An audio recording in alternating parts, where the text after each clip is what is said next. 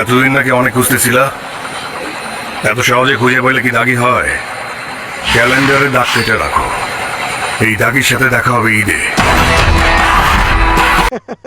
জি আচ্ছা। হ্যালো, কী অবস্থা সবার? আজকে কথা বলবো আফরান নিশুকে নিয়ে। আচ্ছা, প্রথমে একটা প্রশ্ন করি, সে প্রশ্নের উত্তর অবশ্য আমি দেব। প্রশ্নটা হচ্ছে এরকম যে আফরান নিশুকে নিয়ে কেন অন্যান্য প্রযোজনা প্রতিষ্ঠানরা সিনেমা বানাচ্ছে না?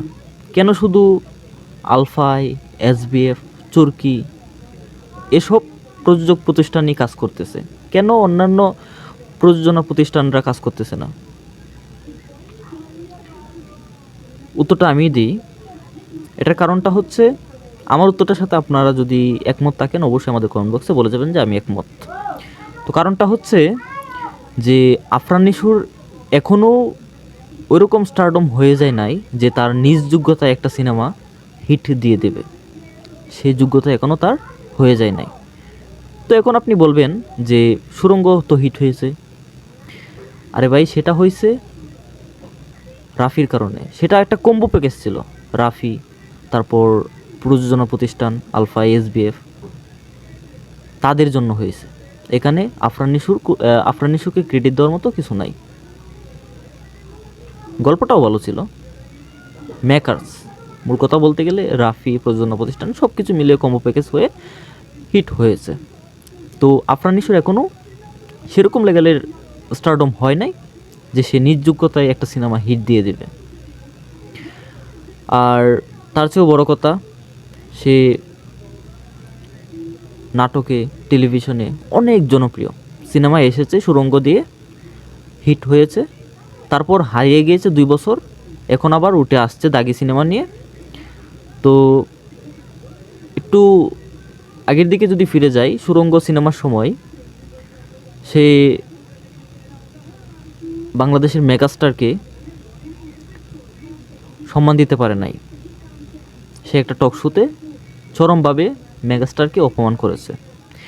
একজন সিনেমায় তো সে নতুনই, তো আমরা নতুনই বলতে পারি। তো নতুন একজন হিরো, সে যদি সিনিয়রকে সম্মান দিতে না পারে, সে বেশি দিন সেখানে টিকে থাকতে পারবে না। সিনেমা জিনিসটা খুবই শৌখিন বিষয়, এখানে সবাই টিকে থাকতে পারে না। তো অবশ্যই সিনিয়রকে সম্মান দিতে হবে, নয়তো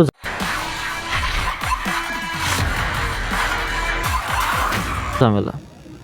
এই তো 2 বছর সে গায়েব হয়ে গিয়েছিল, 2 বছর পর সে দাগি নিয়ে আসছে।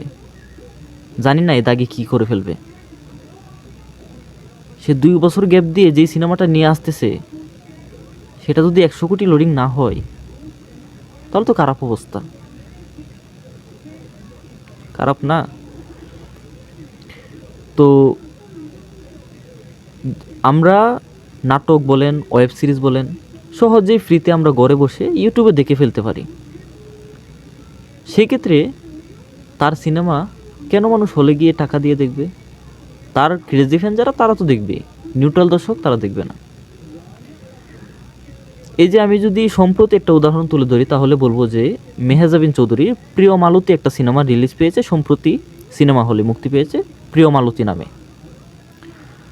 তো সিনেমাটা ডিজাস্টার। কোনো জায়গায় শুনেছিলাম যে মাত্র 1500 টাকার টিকিট নাকি বিক্রি হয়েছে। হাস্যকর ব্যাপারটা। আচ্ছা, একটা জিনিস বলেন তো, মেহজাবিন চৌধুরীর ফলোয়ার কত শত ফলোয়ার, তার স্টারডম কোন লেভেলের, সেটা সিনেমা হলে নয়, টেলিভিশনে, মোবাইল ফোনে। সে কি কম জনপ্রিয়? মেহজাবিন চৌধুরী কম জনপ্রিয় না কিন্তু। তারপরে যদি বলি, তার নাটক দেখেন, মিলিয়ন ভিউ, অনেক জনপ্রিয় সে, কিন্তু তার প্রথম সিনেমা ডিজাস্টার। তার সিনেমা কেউ হলে গিয়ে টাকা দিয়ে দেখছে না। এটা বিরাট একটা স্টারডমের ব্যাপার। জনপ্রিয় কেউ একজন হুট করে যদি সিনেমায় চলে আসে, সেক্ষেত্রে সে ওইভাবে রেসপন্সটা পাবে না। তো যারা আফরান নিশুকে নিয়ে অতিরঞ্জিত কথা বলেন, তাদের জন্য সমবেদনা ছাড়া আর কিচ্ছু নেই।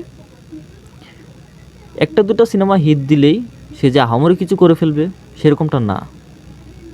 তবে নতুনরা উঠে আসুক, এটা আমরা সবাই চাই ইন্ডাস্ট্রি ভালোর জন্য। তো আরফিন শুভর যখন ঢাকা অ্যাটাক সিনেমা হিট হয়েছিল তখন আরফিন শুভর ভক্তরা হুজুগে অনেক কিছুই বলেছিল। তো বলতে গেলে এখন আরফিন শুভ গুনার বাহিরে চলে গেছে, এটাই বলা যায়।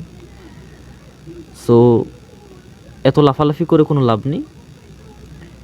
স্টারডম এই সিনেমা জগতে স্টারডম যুগাতে অনেক কাঠকুর পোড়াতে হয়।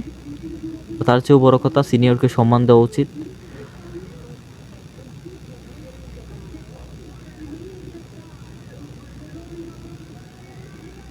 তো দেখা যাক।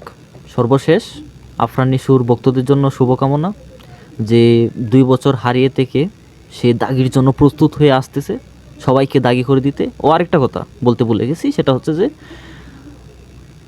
এই আফরান নিশুর যখন দাগি সিনেমার অ্যানাউন্স এসেছিল, অ্যানাউন্সটা এত চাপড়ি লেভেলের করেছিল, সেটা জায়েদ খানকেও ফিল করে ফেলেছে।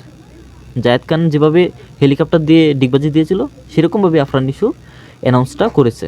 2 বছর পর এরকম ইউনিক একটা অ্যানাউন্স আমরা দেখতে পেলাম। আচ্ছা, যাই হোক, শেষে সে একটা কথা বলেছে। একটা কথা মনে রাখবা, তোমাদের সাথে দেখা হবে সিনেমা হলে। ক্লিয়ার? সে অ্যানাউন্সের শেষে একটা কথা বলেছে যে আপনাদের সাথে দেখা হবে সিনেমা হলে। মানে এটা এক প্রকার বলতে গেলে যে কোনো একজনকে ট্রিট দিয়ে গেল, কোনো একজন স্টারের ভক্তদেরকে সে ট্রিট দিয়ে গেল যে তোদের সাথে দেখা হবে সিনেমা হলে। সে তো সরাসরি বলতে পারে নাই, শোয়েবাই বলেছে যে তোমাদের সাথে দেখা হবে সিনেমা হলে। তো সেই ফ্যানের ভক্তরাও বুঝতে পারছে যে সে কাকে কোচাটা দিবা চাইছে। তো কোচা দিয়ে কোনো লাভ নাই, তার লেভেলে কোনো দিনও যেতে পারবেন না, যাওয়া সম্ভব না। যাই হোক, সুরঙ্গ হিট, আশা করি দাগিও হিট হবে। আফরান নিশুর এই কামব্যাক বৃথা যাবে না। শুভকামনা।